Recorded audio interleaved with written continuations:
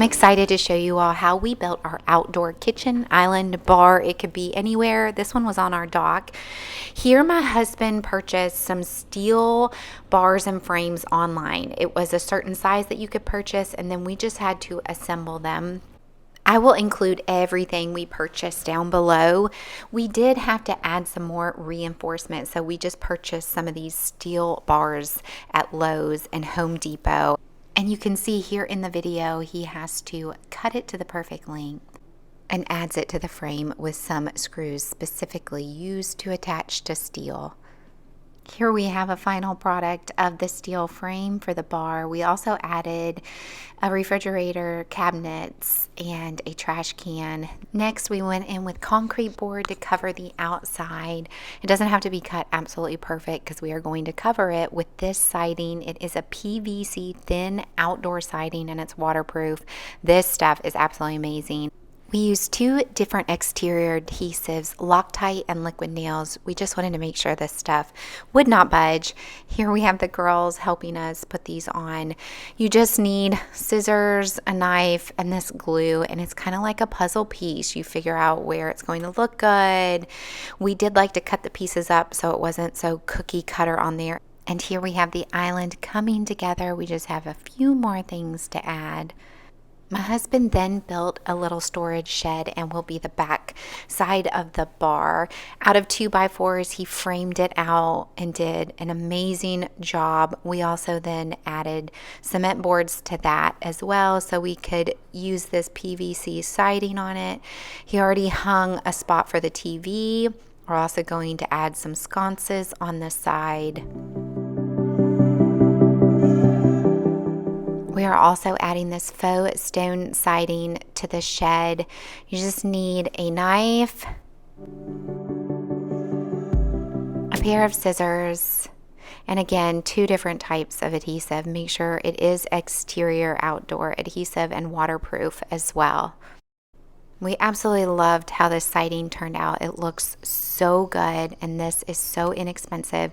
It did take a while to put on because we did not do it in sheets. We cut it up and just made it look as real as possible.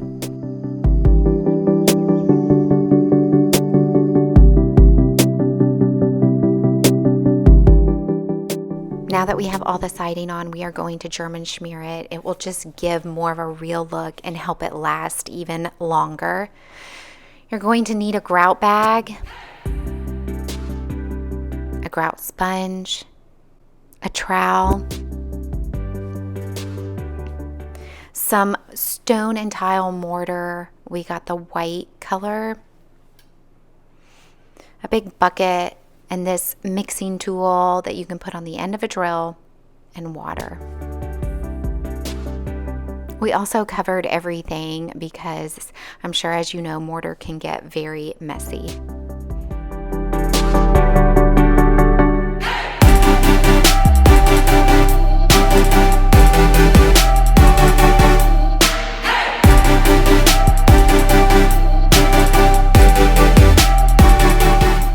Before we start German schmearing, we are going to go in and fill any cracks that were left after applying the siding.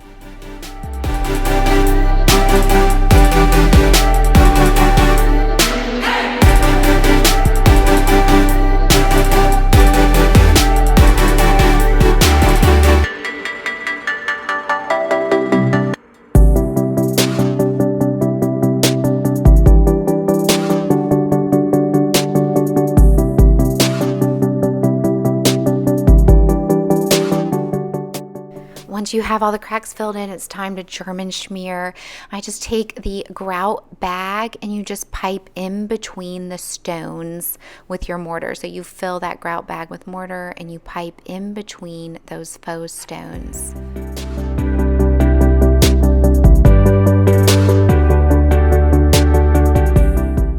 Then you take your trowel and you just smear it, and that's where you get your schmear and German schmear across those stones.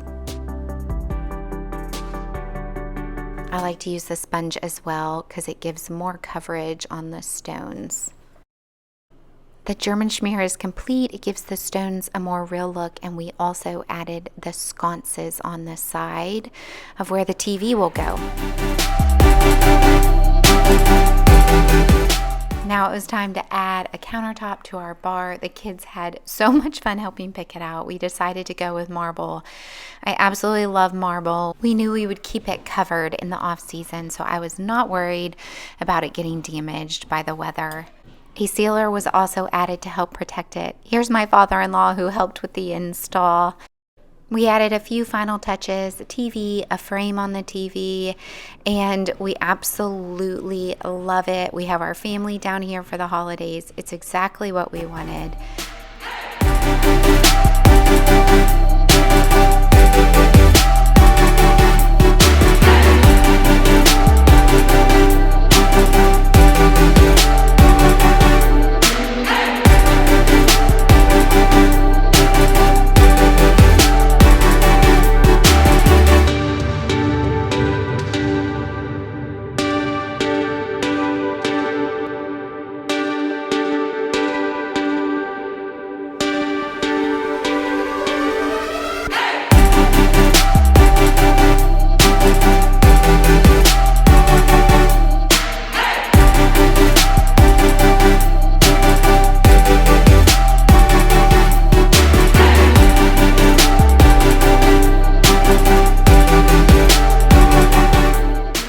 Thank you so much for watching, and I'll see you in the next one. Bye-bye.